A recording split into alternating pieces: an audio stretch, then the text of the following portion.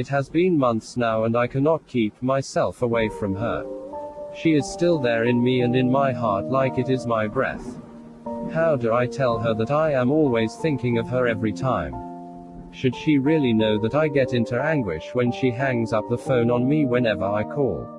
Should she really know that I'm always happy when we meet or whenever I see her even walk by?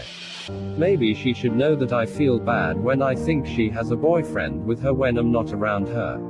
Maybe she should know that I still love her and that feeling has made me not make love with or fall into love with any other girl.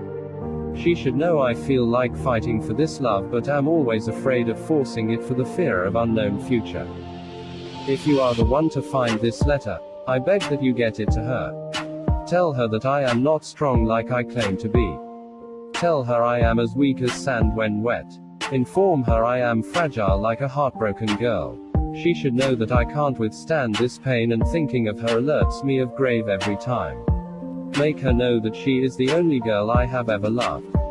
Make her know when I die I want to be buried with her picture on my left side. I miss her so much. She should feel that I needed her more than I needed myself. Knowing her made myself number two and she took my selfish position of leading. Leaving me alone without giving me someone else was like defeating me, which I dearly hate. I can't regain my position and I don't want to. If I don't meet her again in this life, tell her that I loved her.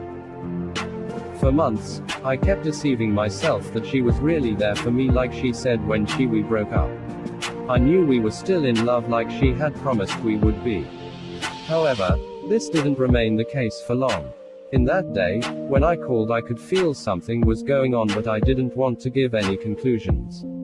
She sounded different when I called before she changed the phone with an excuse of calling later.